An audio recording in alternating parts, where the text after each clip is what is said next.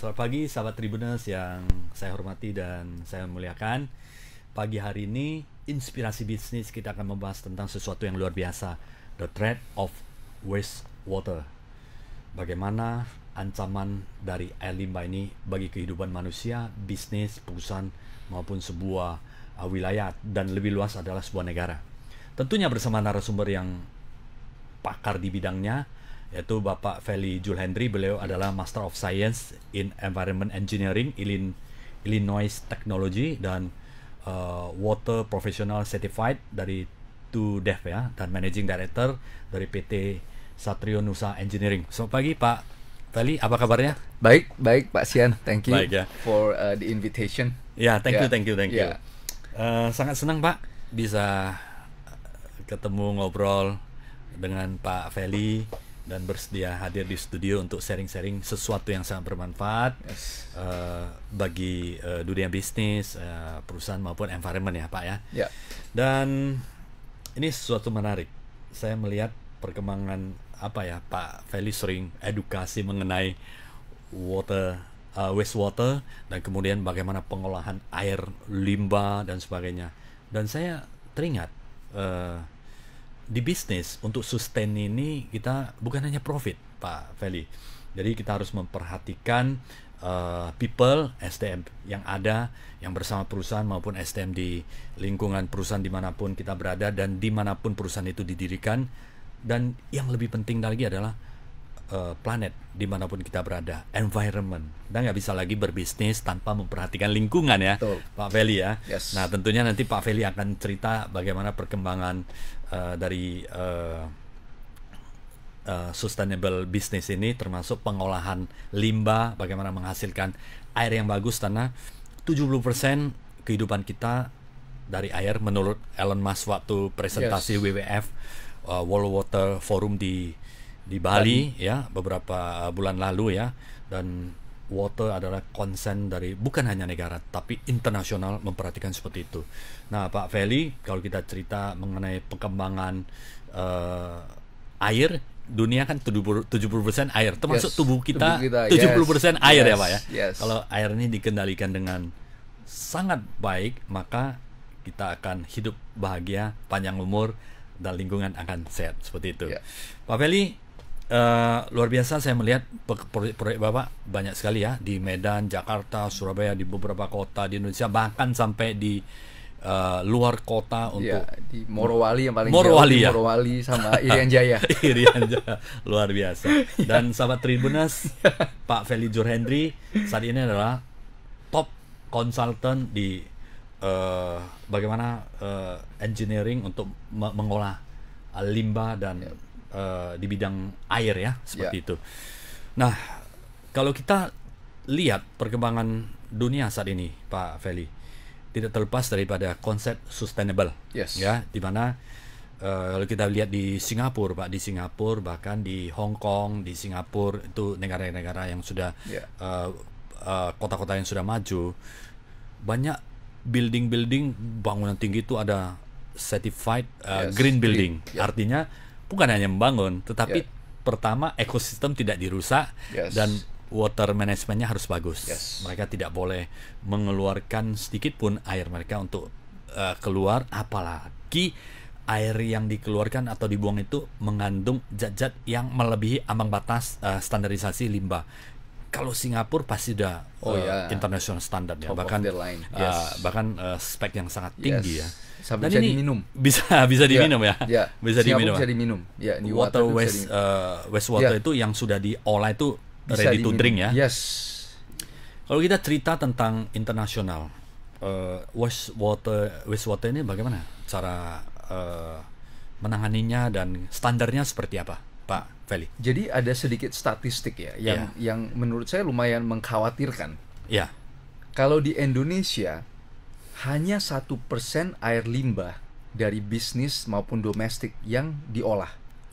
Only 1%. Wah. 95%-nya itu dibuang. Jadi statistik lagi 95% air limbah yang dibuang ke lingkungan itu tidak melewati standar. Oke. Jadi bayangin ya. Yeah. Dari 1% itu diolah, 95% dari 1% itu tidak sesuai dengan standar. Berarti hanya 0,05% yang sesuai standar gitu. Di dunia Ya. hanya 35% air limbah yang diolah. 35%. 65% itu dibuang, tidak terolah. Oke. Itu di dunia. Jadi kita lihat statistiknya mengkhawatirkan. Ya, ya. Nah, jadi ada gerakan. Saya balik dulu ke bisnis ya. Kita tahu bisnis itu nyawanya itu adalah profit dan cash flow. Betul. Itu kita pegang teguh karena saya sendiri pebisnis. Jadi saya sering kali itu kalau ketemu klien yang kita bantu, kita juga lihat dari sisi bisnis. Ya. Kita nggak mau mendesain sesuatu atau memberikan sesuatu itu yang tidak sustainable, cost tinggi, Ya. makan profit, mereka nggak bisa ekspansi. Jadi kan profit itu tetap bagi saya sebagai pebisnis itu profit itu harus ada.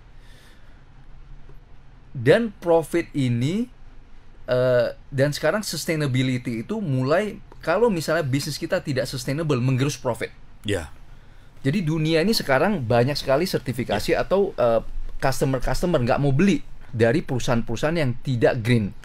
Setuju. Bahkan Fortune 500 sudah menginstruksikan seluruh kantor cabang di seluruh dunia untuk mencari gedung-gedung yang menjadi kantor mereka harus ada certified green building seperti itu. Dan supply chain mulai dikontrol. Ya.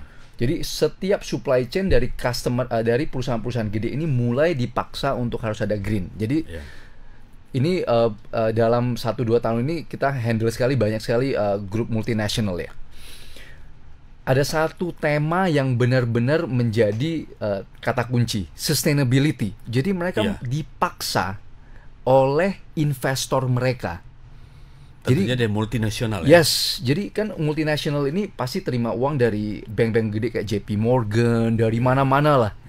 Mereka dipaksa oleh investor harus ada sertifikat green. Kalau enggak, nama baik mereka kena, customer gak mau beli. Betul. Jadi itu akan masuk ke bottom line mereka. Jadi sekarang perusahaan-perusahaan yang tidak mikir ke arah sana bahaya. Terutama small dan medium enterprises di negara-negara Asia. Jadi sekarang saya lihat kalau terutama second generation, third generation company yang masih pakai metode zaman dulu, masih pakai metode kakeknya, bapaknya, yang belum mikir ke sustainability karena ada cost terasosiasi, itu bahaya. So di sini kita mulai lihat gerakan-gerakan dari luar yang mempressure bahwa ini udah mulai bahaya nih, dunia udah mulai dalam kondisi bahaya. Jadi orang-orang yang punya uang, investor-investor gede mulai sadar nih. Kalau uang saya masih masuk ke perusahaan-perusahaan yang tidak memikirkan lingkungan, yang akan kena keturunan saya. Right? Jadi dampaknya luar biasa. Jadi kita udah mulai ke arah sana. Jadi kenapa saya di tahun 2019 join sama partner saya untuk bikin satu perusahaan yang sustainable ini, karena kita udah mulai lihat nih bahwa pemain-pemain luar lah yang berjaya. Belum ada pemain lokal yang cukup kuat nih untuk dari segi memprovide engineering solution yang world class. Disitulah kita mulai masuk. Kita lihat bahwa lokal pun bisa. Jangan cuma tersandera sama perusahaan luar yang notabene harganya luar biasa. Bisa berapa perbandingan itu, Pak Feli? Maksudnya saya bisa kasih ballpark number yang kalau kita ketemu kompetitor itu bisa 2 kali, 3 kali ya. Seperti kalau kita beli mesin antara Jepang sama China lah ya. Seperti Jepang, Jepang sama Eropa ya, bandingnya bisa 2-3 kali. Jadi dengan harga yang kayak begitu, perusahaan-perusahaan lokal yang mau masuk ke ranah sustainability jadi tidak memiliki kesempatan itu. Ya kan? Jadi kalau disinilah kita lihat ada market gap ya. Kita bisa provide world class solution dengan harga lokal yang bisa diterima lah ya. Yang kompetitif, yang bisa membantu small and medium enterprises ini masuk supaya mereka bisa sustainable, yang bisa lawan perusahaan lokal, perusahaan luar, bisa ekspor. Dan SME ini kan sangat banyak. Di situ kita lihat, maksudnya sedih lah. Maksudnya sebelum saya masuk ke situ saya lihat, wah ini brutal sekali. Brutal sekali ya. Maksudnya perusahaan small medium enterprises jadi tidak memiliki kesempatan untuk jadi green. Yang multinasional yang konglo-konglo itu bisa. yang kecil-kecil bakal mati. Iya. Right, jadi Karena di situ kita lihat cost-nya, investasinya masih sangat tinggi sekali. ya, dan itulah kenapa kita lihat kita masuk ke space ini bisa bantu. Ya. Dan ini Right. menarik Pak Feli. Perusahaan yang didirikan lahir di Medan dan bisa tembus ke seluruh Indonesia, bahkan mendapatkan klien multinasional. Yes. Perjuangannya seperti apa? Jadi Bagaimana meraih kepercayaan ya itu bahwa kompetitif dan quality jadi itu world ya, class, Pak jadi Feli. Ini menarik ini. sedikit background ya. Ya. Saya dapat beasiswa sekolah di Amerika. Top. Dapat master juga beasiswa. Terus akhirnya saya balik ke Indonesia, bantu perusahaan papa lah, yang kebetulan memang trading mesin. Nah di perusahaan papa itu saya turun ke lapangan tuh, saya pasang mesin, belajar lah, pokoknya belajar dari bottom, dari bawah. Merasakan pasang pipa, Ya. pegang kunci Inggris, Yes. ya. Jadi Kunci pipa dan sebagainya. jadi di situ saya mulai membangun naluri. Ya. Jadi yang penting itu naluri kan. Jadi Ya. kalau Malcolm Gladwell ya, itu salah satu penulis yang saya selalu baca bukunya. Dia ada cetusin namanya 10,000 hours. Iya. Ya kan? Menjadi pro, Yes, 10,000 hour, menjadi ya. master. di bidang Yes. yang kita tekuni.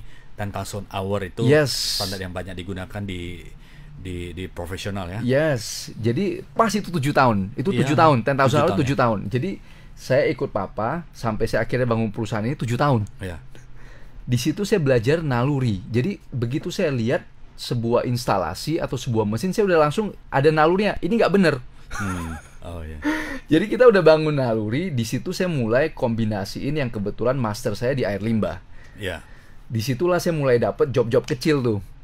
Akhir satu-satu mulai sukses karena kita kita menggunakan prinsip engineering yang bener lah. Ibaratnya kita hitungan di buku harus bener dulu. Mass balance, neraca air harus bener. Akhirnya kita mulai satu-satu mulai ada nama tuh, dari yang project dikit-dikit, akhirnya mulai ada project yang agak gede, Iya. akhirnya sampai yang masif, Masif ya. sampai akhirnya sekarang kita dipercaya oleh beberapa grup multinasional untuk beresin air limbahnya mereka. Oke. Kalau Right. bicara multinasional yang skala besar, biasanya berapa kubik untuk pengolahan Ya. wastewater-nya? Nah, jadi kalau misalnya Kalau kita cerita pasti kan volume ya, Pak? yes, jadi bukan hanya volume, jadi kontaminan. Kontaminan. Jadi Kandungan di dalam. Kandungan di dalam. Jadi kalau di air limbah itu namanya ada people equivalent. Itu parameternya, ya kan? Yang bisa diterima oleh manusia. Bukan dari jumlah air limbah. Jadi people equivalent. Nah, kalau misalnya satu orang menghasilkan 200 liter air limbah dengan kontaminan tertentu, pabrik itu bisa menghasilkan seukuran ini 2 juta orang. Jadi satu pabrik itu bisa menghasilkan air limbah dengan jumlah kontaminan dengan skala 2 juta orang. Dibanding dengan personal. Yes. Jadi 1 banding 2 juta. satu pabrik ya. Luar biasa. 2 juta, ada yang 15 juta. Ada yang 30 juta satu pabrik loh. Kalau itu tidak ditangani dengan baik, benar, berarti dampak lingkungannya itu luar biasa ya. Ya, Pak? seperti yang sekarang terjadi di Bekasi. Ya. Kita tahu Bekasi itu kesusahan air bau, Ya. airnya mampet, berbau, nggak ada air bersih. Nah itu efek juga tuh, ya dari air limbah yang tidak terkontrol sama populasi orang, di mana air limbah toilet itu nggak pernah dibersihkan oleh pemerintah, dibuang langsung ke sungai. Oke, tidak melalui septic tank dan diolah Ya, lagi menjadi yap. bioenergi Yes. yang terintegrasi, tidak. Mungkin butuh processing yang sampai di arah sana. Betul, jadi kita anggap contoh di Bekasi mungkin ada sekitar 3 juta orang. Ya. Plus anggaplah 500 pabrik. Ya kan, di Bekasi ada 500-an pabrik. Plus 3 juta orang. Nah, ini sama dengan limbah 500 juta orang. Ya. Masuk Karena ke sungai. pabrik itu kali 2 juta. Ya. Pabrik kali 2 Yes, juta. jadi ya. kita bisa anggap bahwa limbah 1 miliar orang masuk ke dalam satu sungai Citarum. Dahsyat itu ya. Lebih banyak dari populasi Indonesia. Karena industri ini yang kalau kita banding 1 banding 2 juta. Ya, Mungkinkah kita seperti negara maju, kita lihat sungai bersih, penghijauan di sekitaran sungai itu bagus, dan kita bisa duduk di samping sungai, di samping sungai itu sambil menikmati kopi, dan aromanya juga tidak bau. Nah, itu mungkinkah angan-angan ini terjadi someday? Butuh waktu ya. Butuh waktu ya. Mungkin aja, tapi butuh waktu. Jadi kalau saya lihat mungkin not in our lifetime. Panjang. Kenapa? Karena di satu sisi pengalaman seperti Singapura, pengalaman seperti Amerika, Australia yang mereka sudah maju, Jepang katakanlah seperti itu butuh berapa lama? Mereka itu jadi kalau kayak Singapura, Jepang itu kan dianggap sebagai kalau orang-orang bilang miracle ya. South Korea Korea Selatan juga nih ya. Jadi itu miracle of economy. Itu kasus yang jarang sekali terjadi. Kita bisa jumpa ya. Nah, kalau menurut saya di Indonesia itu diversity menjadi pedang bermata dua. Di satu sisi diversity itu kekuatan, tapi di satu sisi itu banyak sekali kepentingan, iya kan? Jadi harus mengakomodir semuanya. Jadi disitulah kita menjadi banyak sekali polisi pemerintah itu yang kadang gara-gara masalah politik dicekal, ya kan? Karena butuh uang untuk bangun infrastruktur ini butuh tidak uang. Mudah ya, tidak mudah. Antara sustainable atau survive. Yes. Sekarang harus hidup dulu. Ya, betul. Karena masalah pemikiran seperti itu ya. Iya, jadi kita butuh investment, pabrik harus bangun dulu. Tapi kalau terlalu ketat, pabrik nggak mau. Mereka larilah ke Vietnam, larilah ke Malaysia. Jadi itu yang sebenarnya ya itulah pedang bermata dua itu kan. Kita yang bagaimana membalans keduanya ini, Pak Feli. Artinya di satu sisi kita perlu berkembang untuk menghadapi pencemaran yang begitu dahsyat kalau pabrik kan itu tidak diolah dengan baik.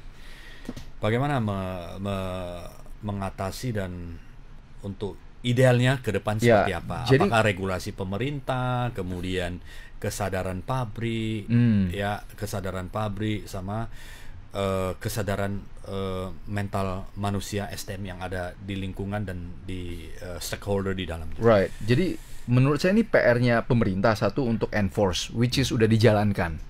Jadi enforcement itu mulai dijalankan di tahun 2019 pada saat Undang-Undang Cipta Kerja dicetusin. Itu bersamaan.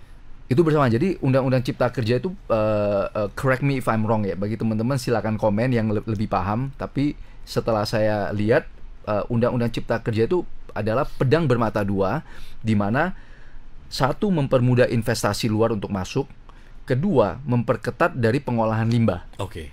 Berarti investasi boleh masuk, limbah harus jadi bagus dong seperti itu. Betul. Karena memperhatikan lingkungan ya.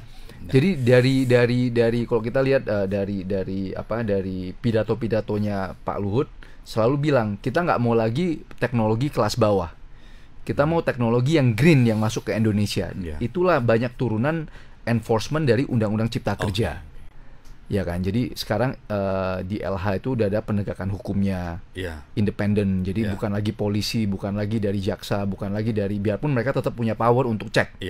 Tapi Gakum sendiri udah ada di LH penegakan hukum. Itu turunan kalau nggak salah memang turunan dari Cipta Kerja. Nah jadi memang sudah kelihatan, dan sekarang kalau kita lihat di Jabodetabek kita banyak sekali bantu grup-grup yang sedang pengembangan nih. Itu swasta, multinasional. Berbeda dengan yang pribadi pun mulai. Maksudnya finally pekerjaan banyak multinasional. Jadi di awalnya kan kepengen untuk membantu para SMI. Nah justru malah kenapa? Apakah awareness dari perusahaan-perusahaan SMI itu belum sampai di sana? Lebih ke karena perusahaan multinasional ini yang duluan disorot oleh pemerintah. Jadi urgensinya justru sekarang gara-gara penegakan hukum ini semua mata sorot ke multinasional dulu. Dan itu ada efek konsekuensi hukumnya. Ada. Jadi pabrik bisa disegel sampai penjara. penjara belum. Penutupan bisa. operation ya. Yes, jadi sekarang pemerintah mulai tarik ulur. Oke, kalau ada penemuan dikasih sanksi administrasi. Kalau sanksi administrasi masih tidak diindahkan, baru mulai masuk tuh penegakan hukum jalur-jalur berikutnya tuh. Kalau sampai ada pembuangan limbah yang dibiarkan, itu pidana. Oke. Kita bicara sedikit teknis, Pak Feli. Artinya pembuangan limbah.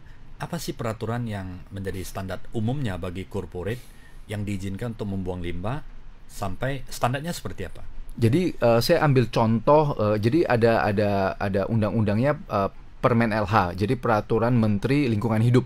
Itu ada tuh tahun 2012, 2016, 2005, itu ada semua kadar yang boleh kita buang. Contoh chemical oxygen demand, pH, total suspended solid, amonia. Itu ada standar yang ada sudah standar baku tertulis ya. Yes. Jadi disitulah dasar hukum kalau misalnya ada pelanggaran itu berdasarkan standar itu.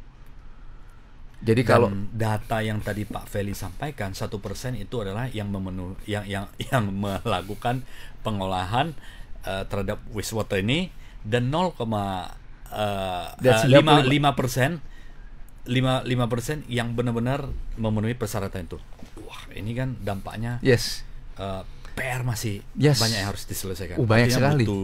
Butuh Pak Feli pemikiran dan seperti itu kan, kerja keras yang mungkin berkejar melawan waktu. Jadi sekarang berpacu melawan waktu untuk memberesin masalah wastewater ini. Betul. Jadi saya justru encourage maksudnya encourage engineer ini yang udah berpengalaman masuk ke space ini. Saya justru encourage karena kita nggak akan sanggup untuk survei semua. Iya. Karena begitu luas. Yes. Jadi kalau kita lihat sekarang kita udah masuk ke ranah biogas. Kita udah masuk ke water reuse. Kita bukan hanya lagi untuk mengolah air sampai bisa dibuang ke baku mutu. Sekarang tapi harus bisa minum. Harus bisa dipakai kembali. Jadi kita ada beberapa handle pabrik multinasional di mana air limbahnya itu dipakai kembali. Jadi mereka nggak beli lagi dari PDAM. Dipakai kembali untuk pengolahan mesin, utility, boiler, cooling tower dan sebagainya. Karena mereka lihat, saya beli dari PDAM cost. Sedangkan kalau saya olah sendiri lebih murah. Jadi sekarang teknologi air sudah sangat maju. Bisa sampai ke arah sana. Lebih murah dibanding beli dari PDAM. Kita bisa ngolah air limbah, pakai kembali, lebih murah daripada pakai PDAM. Reuse di dalam internal manufacturing tersebut. Jadi kita bukan hanya menyelesaikan masalah limbah, masalah hukumnya mereka. Sekarang kita udah masuk ke kantongnya mereka. Gue kasih lu profit. Justru itu yang kita perlu. Itulah ibaratnya itu holy grailnya environmental engineer. Kita bisa menyelamatkan lingkungan, kita bisa efisiensi, menaikkan profit pabrik. Betul. Jadi efisien kan? Jadi kan pabrik merasa, gue investasi ini aja, dan kan balik modal. Jadi investasi berapa tahun biasanya seperti itu? Kalau rough calculation. Kalau yang di kawasan industri 3-4 tahun balik modal. Balik tahun untuk investasi mesin-mesin, installation mesin dan sistem-sistem yang diinstalasi 3-4 tahun. Saya sampai ada satu perusahaan multinasional, saya nggak akan sebut namanya. Saya bilang, saya yang bangunin. Bapak nggak usah invest. Saya yang bangunin pengolahan limbahnya Bapak 1.800 kubik plus pengolahan air 3.000, total 4.000-an kubik. Saya yang bangun, pakai uang saya invest. Bapak bayar saya per kubik aja, dan saya jual ke Bapak itu lebih murah dari PDAM. Dan itu standar tes quality airnya memenuhi juga. Saya garansiin.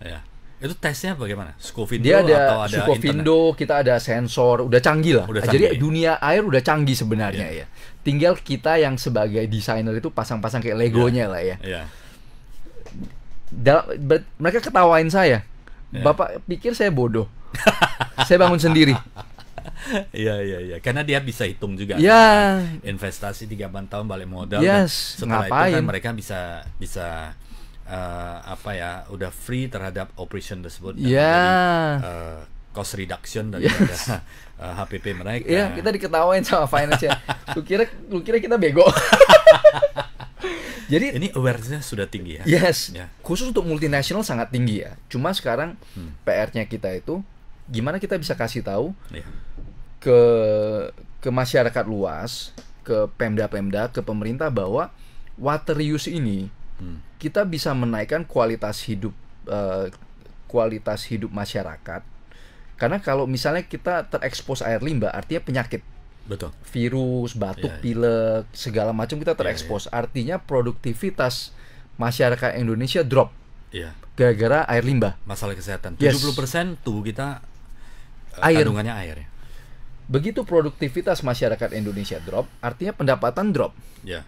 Semua across the board, pajak drop, produktivitas pabrik drop, semua drop gara-gara Biaya isu kesehatan juga tinggi ya. naik. Justru malah cost yang tadinya, uang yang tadinya kita bisa investasi untuk produktivitas, malah lari ke healthcare yang notabene tidak ada kickbacknya untuk produktivitas. Jadi ini masalah yang kita lihat secara menyeluruh ya. We Yeah. have to see it as a whole, Yeah. bahwa ini menurunkan produktivitas loh. Ya kan, kualitas hidup drop, produktivitas semua drop, pendapatan semua drop, Iya. kantong semua kering.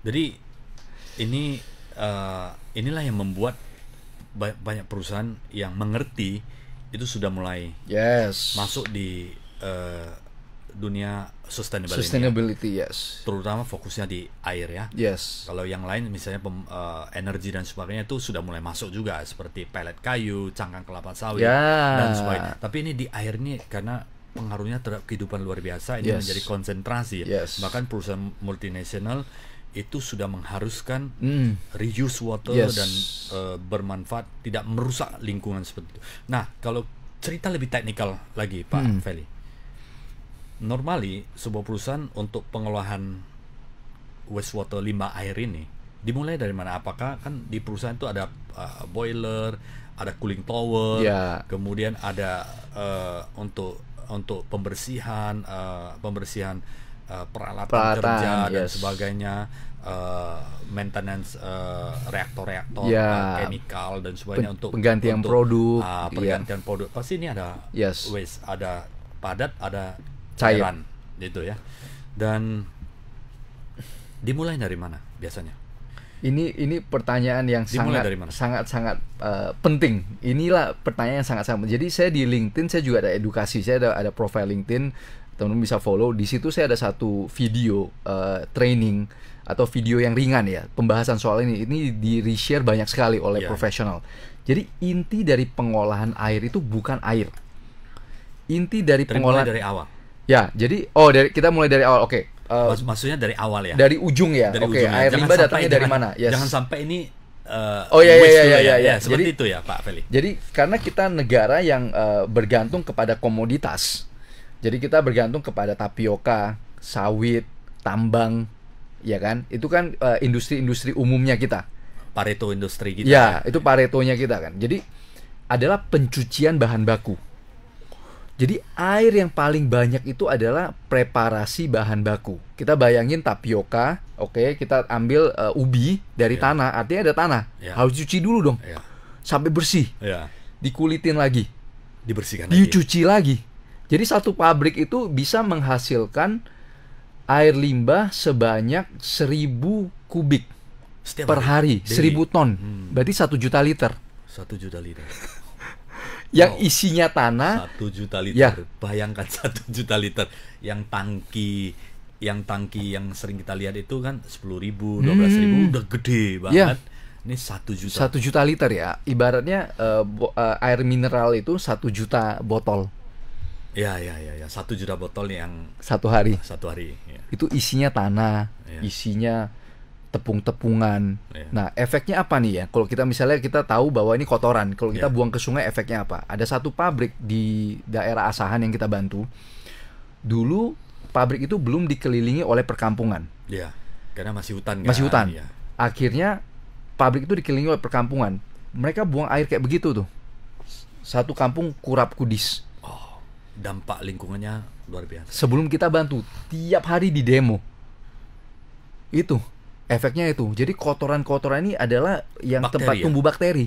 Ya. Kan makanan. Ya. Dia tanah, ada humusnya. Ya. terus tapioka, ada Iya. tepung-tepungnya. Itu kan bakteri, sumber energi untuk Iya. bakteri. Berkembang biak lah. Iya, iya.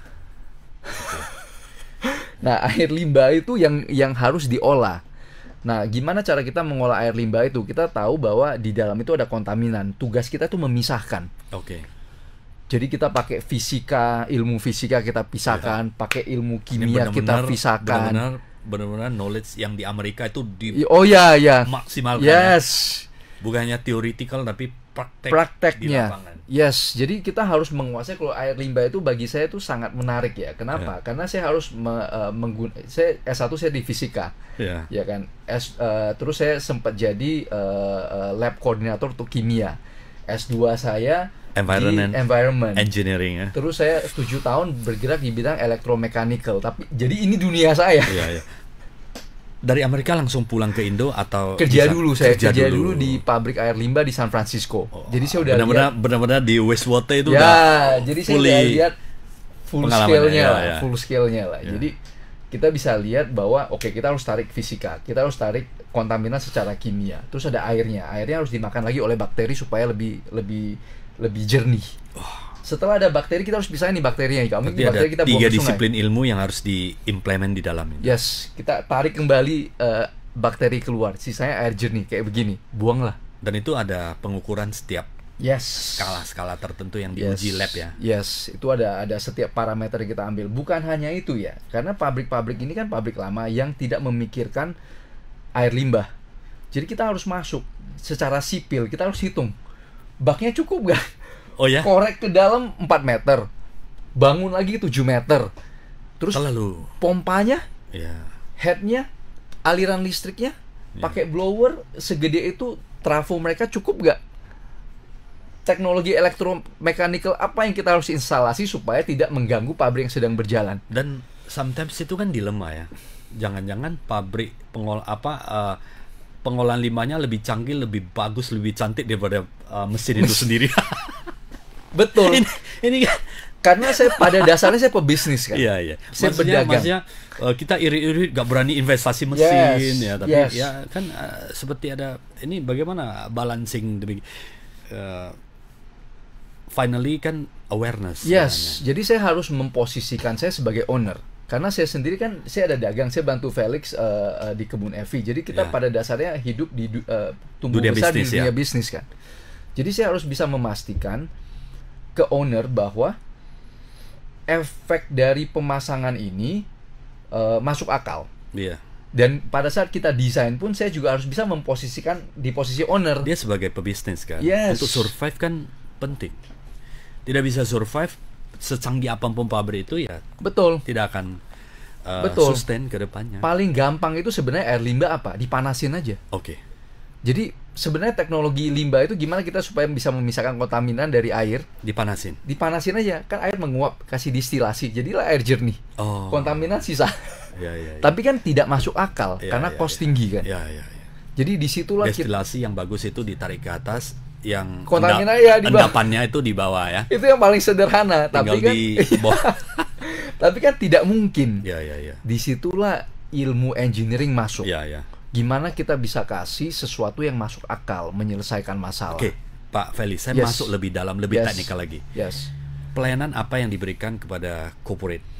Kan ada dua nih saya melihat kan dari Satria Nusa Engineering ini, di mana potensi sangat luar biasa lah Pak. Ya, Karena masalah ya. environment kan data statistik 1%, 5% benar-benar Ya, ya, membuangnya ya. sampai di sana. Target atau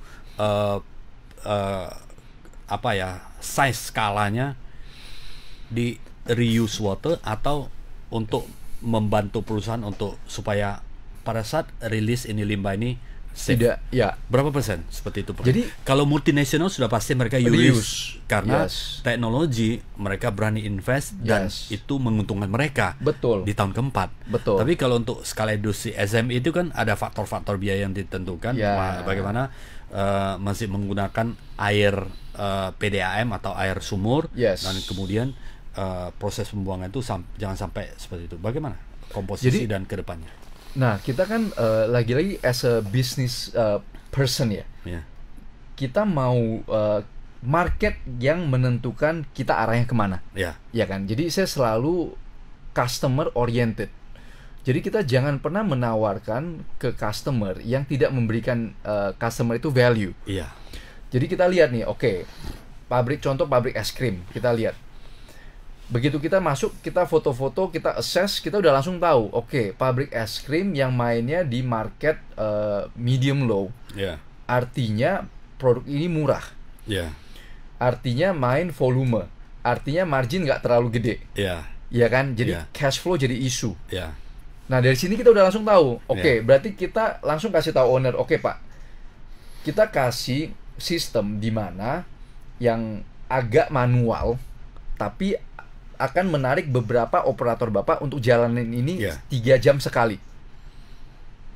Ada sisi manualnya lah Yes. ya, supaya tidak terlalu otomatis dan cost bisa di Betul. reduce ya. Jadi di situ karena saya waktu main di electromechanical, saya ke pabrik roti, ke pabrik kayu, Ya. tapioka, semen. Jadi saya udah lihat semua, banyak sekali bisnis-bisnis, sehingga saya ada gambaran lah kira-kira dari segi cash flow mereka gimana nih. Ya. Gimana kita bisa memberikan solusi, di satu sisi kita aman, di satu sisi tidak memberatkan. Jadi Ya. kita harus selalu mendapatkan sweet point nih. Titik temunya di mana? Ya. Yang win-win bagi everyone ya. Karena itulah core environmental engineering Ya. sebenarnya. Tapi ini kan menarik Pak. Di satu sisi aman. Titik aman itu seaman apa? Karena gini kan. Kalau kita cerita industri food, Ya, F&B lah ya. Yes. F&B kan sangat concern terhadap quality air. Yes. Karena langsung dimakan Ya. dan diminum oleh customer itu Yes. sendiri, bukan di Ya. intervensi di luar Ya. tubuh kita. Nah, kita tahu, pernah nggak jumpa customer demikian yang misalnya kita mau ngangkat standarisasi tinggi, tetapi marketnya dia segmen bawah dan sometimes itu untuk mengangkat itu kan cost-nya tinggi dan dia nggak sanggup biasa kita kasih blueprintnya. Jadi blueprint itu penting. Jadi kita kasih blueprint bahwa ini blueprint 5 tahun ke depan. Iya, Investasi yang masuk akal ini dulu. iya, Setelah nanti ada cost, setelah ini udah recoup, udah BEP investasi ini, kita masuk ke tahap kedua, iya, tahap ketiga, tahap keempat. Bagi saya menyelesaikan masalah engineering hobi ya. iya. Jadi saya nggak terlalu pusing, kan kadang ada yang pusing nanti kasih blueprint dia beli sama orang lain. Bagi saya nggak masalah punya. Iya. Whatever lah lu mau beli Ya, silakan. Yang penting kalau- saya sharing sesuatu Ya. yang bermanfaat bagi perusahaan Yes. environment. Yang penting dunia ini, bumi ini Iya. semakin baik. Karena bagi saya hobi, maksudnya Iya, iya, it's kind of a hobby Iya, ya. Bagus juga kita Iya, dapat iya. profit, tapi in the core itu bisnis. Ada dampak yang bagus bagi Iya, dunia. bagi saya it's fun aja ya. Iya, Maksudnya nggak mau terlalu hipokrit bahwa uang itu tetap penting ya. Profit tetap penting, uang itu tetap penting. Tapi kalau kadang ada perusahaan-perusahaan yang memang agak berat investasi, kadang saya bilang udahlah bangun ini aja. Iya, iya, iya. Ya kan, nggak usah melalui kita. Ini kasih Iya. blueprint. Jadi saya Iya. suka karena bagi saya itu value saya ngebantu perusahaan-perusahaan SME, Iya. dampak ke perusahaan saya itu akan jauh lebih besar. Iya. Kadang Karena orang ada sering misi. nggak selamanya uang, Iya, iya, iya. ya kan? Efek nggak selamanya itu harus uang. Ya, kita harus melakukan hal yang berdampak ya. Ya. Dan percaya ya, apa yang ditanam yang baik ya itu Yes. kita finally akan mendapatkan hal yang baik. Itu berasa sekali Pak. Itu bagi saya Itu efek. hukum alamnya. Oh iya, hukum alam. Jadi nanti banyak tuh, udah cari value aja. Jadi lama-lama kan yang perusahaan-perusahaan gini udahlah cari value, banyak yang Iya, rekomendasiin kan. Iya, iya, iya. Jadi memang hukum alamnya begitu. Jadi nggak semuanya bisnis is about money ya. Simple blueprint tadi Pak. Mm-mm. Simple blueprintnya. Yes. Kadang-kadang ada 5 tahun. Tahun pertama apa yang harus dilakukan? Tahun kedua kira-kira. Oke, Roughly. yang paling penting itu Yang paling penting sampai ke advance ya. yes, yang paling penting itu jangan sampai melanggar hukum dulu. Oke. Iya kan? Masih banyak yang melanggar hukum?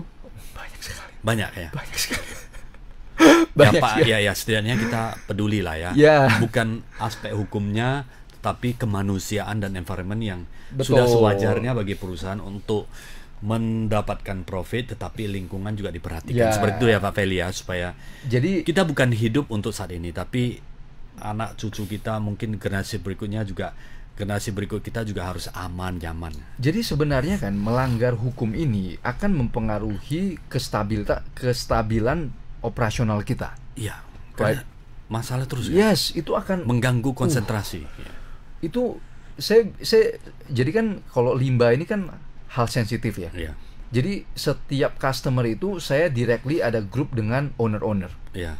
Ya kan. Jadi grup kita selalu ada grup Iya. owner. Pada saat kita serah terima, dan serah terima itu apalagi ini ilmu baru. Operator itu nggak paham. Jadi banyak sekali troubleshooting yang kita harus turun. Jadi kalau saya lihat, saya kumpulin semua proyek-proyek saya dalam waktu 3 bulan kita baru bisa serah terima secara smooth. Iya. Nah, dalam waktu 3 bulan itu kan pasti operator bermasalah segala macam, itu kita harus training tuh. Yeah. Itu ada trouble terus tuh. Iya. Sampai SOP-nya baku ya. Baku. Dan di dalam grup itu kan owner di situ terus. Begitu ada bocor sedikit, jam 3 malam saya ditelepon, Pak. Oh ya, harus langsung jawab dan harus ada Owner solusi. yang telepon. Ya. Owner yang WA. Itu bocor instalasi atau Ya operator belum paham. Oh, ternyata oke. kimia ini nggak boleh terlalu banyak. oke. Oh, yang ini ternyata harus dikontrol. Kan Ya, lagi-lagi masalah budget. Oh, ya, Jadi ya, kita dari ya, awal ya. bilang, Pak, manualnya sangat banyak Ya, daripada mesin-mesin automation Yes. untuk distribusi control sistemnya itu belum terinvest di ya, sana. jadi kita kan cater tergantung lagi-lagi tergantung budget. Manual buka tutup. Ya, jadi kita open. Oke, Pak, untuk sistem ini mau nggak mau lo manual karena harga nggak masuk kan. Ya udahlah manual nggak apa-apa. Tapi kan headache-nya panjang 3 bulan. Ya. Nah, kalau misalnya kayak grup-grup gede itu kita sangat cepat karena udah fully automatic. Mesin semua udah dibuka tutup by system ya. Jadi justru SME ini kebanyakan manual. Dan owner, saya bisa ngerasain beban mental mereka. Artinya, begitu ini bermasalah, mereka telepon saya. Artinya mereka udah diserang dari segi hukum dari berbagai pihak. LSM, polisi, Gakum LH, jaksa, Masyarakat demo. DPR, DPRD, wartawan. Ini 7 aspek yang akan selalu datang. Kalau masalah 5 nggak selesai. 7. Ya. Jadi kalau maksudnya kayak dulu kan, bisa lah pakai jalur belakang. Ya. Sekarang 7 gara-gara undang-undang cipta kerja. Semua bisa memberikan pengawasan ya. Yes. Jadi kalau cara-cara kotor dulu udah nggak efek lagi. Udah nggak ada pilihan lain. Dan benar-benar harus update teknologi, inovasi, memikirkan cara-cara terbaik untuk membuat lebih baik. Karena mengganggu bottom line. Ya. Bayangin kita jam 2 malam diteleponin. Dapat saya bisa bayangin sebelum kita masuk beresin ya. Artinya jam 2 malam, jam 1 malam bisa di WA sama orang nggak dikenal. Wartawan, LSM, langsung sebarin. Bayangin kita sebagai owner ya. Ya. Tidur pun susah ya Pak. Jadi saya bisa lihat bahwa efek horor limbah nggak beres sekarang itu luar biasa besar. Ya. Dan itu prosesnya Pak Feli, step pertama itu adalah memenuhi standarisasi hukum. Standar hukum sesuai dengan standar AMDAL yang ada di Indonesia, minimal kandungan berapa baru di Indonesia. Dan kemudian kalau sudah memenuhi itu dibuktikan dengan apa? Sertifikasi dan uji lab. Uji lab. Oke. Jadi uji lab, sertifikasi secara rutin, secara periodik. Inilah yang menjadi standarisasi. Ini loh kita sudah kerjakan. Dan ini harus disubmit ke LH. Oke, itu frekuensinya berapa? Kalau LH setiap bulan sekali mereka akan datang. Itu kita matrix itu harus dikirim. Saya lupa, ada yang setiap bulan, ada yang per 6 bulan. Dan itu cek internal lab check atau Scovindo survei internasional check atau survei Indonesia. Jadi untuk menekan cost biasanya kita ada kasih alat-alat lab. Mereka akan cek secara kalau periodik. Ada yang seminggu sekali, ada yang setiap hari. Itu cek setiap hari. Nanti dikirimlah sampel ke surveyor, Scovindo untuk memastikan verifikasi. Nah, nanti LH bisa datang lagi nih. LH juga ada lab sendiri untuk ngecek. Mereka ada alat lab sendiri untuk memastikan di lapangan ya.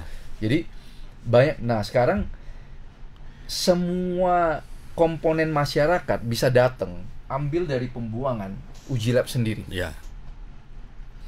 Dan tentunya untuk memastikan bahwa lab kita masih bagus itu harus ada kalibrasi ya. Ya. Jadi dan itu secara ada sertifikat kalibrasinya. Ada. Jadi kita ada kerjasama dengan beberapa lab yang khusus untuk mensertifikasi alat lab. Ya kan. Jadi kita mau memastikan. Tapi kalau biasanya ya kalau pengalaman saya operator yang udah jalanin sistem ini setahun 2 tahun, begitu lihat aja dia langsung Dia tahu udah tahu bermasalah ya? atau enggak. Warnanya, kejernihannya, Baunya, aromanya. yes. Ya, ya. Begitu lihatnya dia langsung tahu. Sahabat Baik, Tribunas ini menarik ini, sahabat Tribunas ya. Jadi konsentrasi terhadap lingkungan hidup itu sudah sangat tinggi. Ya bayangkan ya kita berbisnis itu ya bagaimana kita bisa produktif dan bisa memiliki inovasi. Kalau masalah-masalah yang dasar itu tidak terselesaikan, pasti konsentrasi akan pecah. Konsentrasi tidak akan mampu untuk menghasilkan produk dan jasa yang berkualitas. Oleh karena itu, marilah banyak perusahaan di seluruh Indonesia dimanapun berada, marilah sudah mulai care kepada bukan mulai, sudah seharusnya kita care kepada lingkungan dimanapun kita berada di dalam manajemen wastewater ini. Kalau masih belum mengerti dan masih ada masalah, silakan konsultasi ke Pak Feli Jurhendri di Satria Engineering ya, bisa dicari alamatnya di mana Pak? Di website www.satrianusa.group. Langsung ke LinkedIn saya, IG, TikTok. Saya pecinta medsos, jadi silakan langsung kontak DM. Feli Jurhendri ya. Yes. Master pakarnya sekarang top di Indonesia. Jadi ada satu contoh ya. Jadi saya sebelum saya lupa, saya kasih satu contoh. Jadi kita ada handle satu pabrik ikan terbesar di Indonesia, pengolahan tuna. Oke. Dan itu pengolahan tuna dari tangkap di laut, kemudian dibekukan sampai ke filet-filetnya. Semuanya. Jadi sampai ke filet, fish extract, fish oil. Semua turunannya fish meal, semua turunan. Sampai ke bakso ikannya. Bakso dia nggak main. Jadi sampai ini pemain ekspor. Filet aja. Sampai ke canning lah. Canning. Oh, jadi, sampai ke canning. Ya, sampai ke canning. Jadi kita ada bantu sister. Sekarang kita lagi kerjain pabrik mereka yang lumayan masif ya. Jadi itu di daerah timur ya? Enggak, di Jakarta, Jabodetabek. Ya.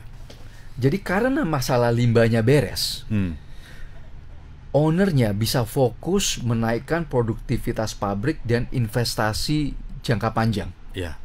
Jadi itu yang saya rasain bahwa begitu masalah ini selesai, konsentrasi bisa diinovasi dan efisiensi sehingga daya saing bisa ditingkatkan dan perusahaan bisa survive. Meledak sih. Ini perusahaan sudah TBK?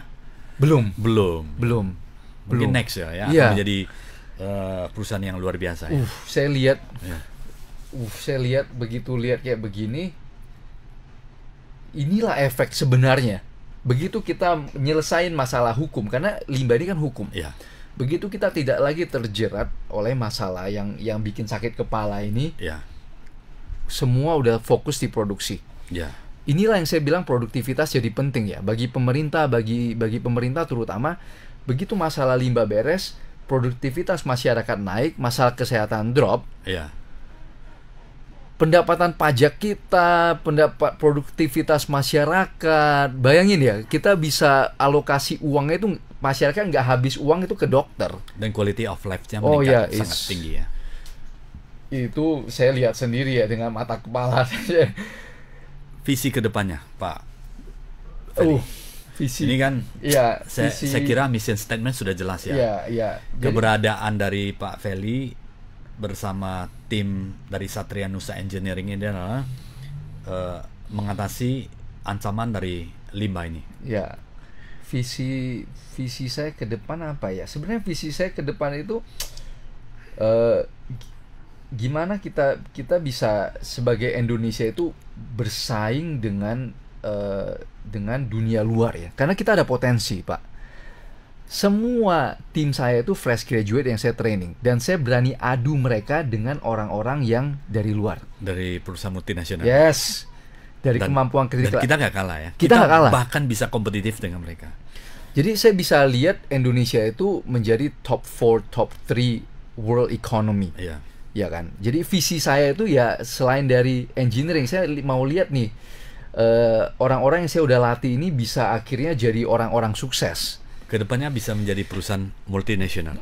Harapannya mungkin jadi multinasional ya. Tapi saya lebih, karena saya ngejalan ini semua as a hobby ya. Iya, saya lebih suka lihat Kalau orang-orang yang saya udah training jadi orang-orang sukses, Iya, bawa iya, Indonesia menjadi bersaing ke Iya. luar sana lah. Iya, iya. Itu that's mungkin sedikit apa ya, sedikit BS, but that's my vision. Iya, iya, iya. Jadi saya sering kasih tahu ke tim saya, Iya. saya nggak mau dalam waktu 5 tahun saya masih jadi kepalanya Satria Nusa Engineering. Iya. Saya udah mau jadi stakeholder. Ini perusahaan luaran yang jalanin. Iya, tapi standar harus tinggi. Yes. Inovasi harus jalan. Betul. Inilah yang- Pelayanan harus maksimal. Yes, ya. jadi inilah yang saya mau tanami ke anak-anak muda ini. Ya. Saya nggak mau lihat lagi dalam 5 tahun masih saya yang pergi ketemu kalian lah yang udah mestinya bisa hadepin. Mereka yang sudah berkembang pesat ya. Yes. Saat ini engineering tim sudah seratusan orang. luar biasa. Sahabat Tribuners, dari 3 engineer ya. Engineer sekarang sudah memimpin, Pak Feli sudah memimpin ratusan engineer Iya. yang untuk membantu perusahaan-perusahaan di Indonesia. Teknisi dan Untuk- engineer itu iya. udah ratusan. Udah ratusan ya. Luar biasa. Jadi itu sih maksudnya saya apa ya? Gak nyangka juga satu. Iya, iya, iya. But it's a hobby. Kedua, Iya, iya. makanya penting sekali ini mungkin banyak yang nggak setuju juga, Iya. tapi rubah hobi itu menjadi mata pencaharian. That means Iya, iya. you having fun every day. Dan melakukannya dengan senang. Ya, Lebih sehat, Pak ya. ya biarpun stres ya, tapi rasanya kayak Lebih happy ya. ya very happy Iya, karena kita iya, menjalankan iya. sesuatu yang menghasilkan. Iya, iya, iya. Jadi kita nggak, biarpun stres ya, hadepin owner yang lagi marah-marah, yang lagi panik itu sangat stres. Tapi at the end of the day ketika ngelihat airnya dari jorok jadi bersih, Happy ya. happy Ada sekali. kepuasan yang sangat tinggi. Sangat tinggi. Ya, ya, ya. Sangat Jadi tinggi. kita di hidup ini berdampak yang positif bagi lingkungan. Yes. Itu adalah kepuasan yang tidak ternilai. Oh ya, it's Berdampak bagi orang banyak ya. begitu. Makanya kalau lihat di LinkedIn Iya. saya, di Iya, IG iya, saya iya. selalu post sebelum dan sesudah. Saya lihat, man, Iya, iya, iya, iya. happy sekali Saya, dia. saya ikut Bapak udah lama ya masih during Covid kan Bapak sering cerita itu. Oh ya, ya, ya, ya, Nah, ya, sering ya, cerita ya. sampai dari pipa dan Ya. kolam yang kecil sekarang kolam yang gede. Top Pak Feli top. Nah Pak Feli sebagai penutup Pak, Ya. harapan Bapak untuk pengelolaan limbah di Indonesia Pak. Jadi mungkin ini tugas kita semua ya, sebagai warga Indonesia ya. Bagi teman-teman yang nggak punya pabrik atau yang nggak bermain di sini, kita aware aja dulu dari segi pembuangan sampah kita, Iya, iya, iya. sama konsumsi sampahnya kita. Self disiplin ya Pak. Ya, self disiplin. Mulai kita reduce, memang susah, tapi kita mulai aware, kurangin kayak plastik, Oke. ya kan, kuranginlah ganti-ganti baju, belilah baju jangan robek dikit buang, ya kan, bahwa kita mulai reduce dari segi footprintnya kita sendiri sebelum kita menunjuk orang lain ya. Iya, iya.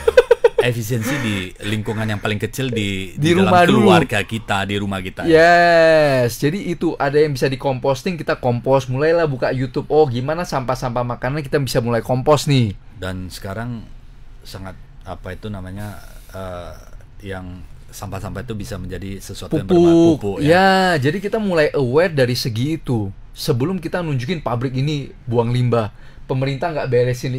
Jangan mulai, makanya ada pepatah semut di ujung lautan kelihatan, gajah di pelupuk mata nggak kelihatan. nampak, ya. Yes, Mulailah self awareness. ya itu aja dulu. Dari hal-hal kecil ya Pak ya. Yes, dari situ kita udah mulai bisa nanti kelihatan efeknya. Bayangin ratusan juta warga Indonesia mulai kayak begitu, efeknya kan luar biasa. Mulai paling sederhana, saya pernah dengar cerita dari senior ya kan. Disiplin paling dasar adalah apakah bisa nggak kita tidak buang sampah sembarangan. Misalnya ada sampah di mobil kita, tapi kita nggak buang. Tunggu ada tempat tong sampah baru kita buang. Yes, Mulai dari sana. yes. Dan tidak semudah itu melemparkan kotoran atau sampah-sampah Ya, ke di luar. jalanan, yes. Mulai seperti itu ya. Iya, as simple as that. Baru akan bisa melakukan hal besar. Ya. Mulai kita ciptakan lingkungan bersih Yes. yang sustain ke depannya untuk generasi berikutnya supaya lebih Oh, green, ya. lebih happy, lebih sehat ya. Yes. Baik, Pak Feli, terima kasih. Tidak Thank terasa you. 1 jam ini tidak Yeah. akan pernah cukup kalau cerita water management Bisa 3 atau jam. wastewater bisa 3 jam maupun lebih ya. Bayangkan sampai sekarang Pak Feli dari mulai COVID saya sering cerita, saya belajar banyak juga dari beliau Thank you. dan sampai sekarang dari kolam kecil sampai kolam gede, dari air hitam sampai air bersih ya, dan sampai sekarang juga tidak pernah habis ya. Terima Yes, kasih Pak thank Feli you, sudah thank sharing you for- sesuatu yang Yes. bermanfaat bagi sahabat Tribuners. Yes. Thank you Pak Feli. Thank you Pak Sian for your time. Ya, Yeah, thank you. Thank you for the talk. Sahabat Tribuners, terima kasih sudah bersama kami 1 jam. Sampai jumpa lagi di Inspirasi Bisnis, berbagai topik yang selalu menarik untuk Anda. Terima kasih. Sampai jumpa kembali. Thank you.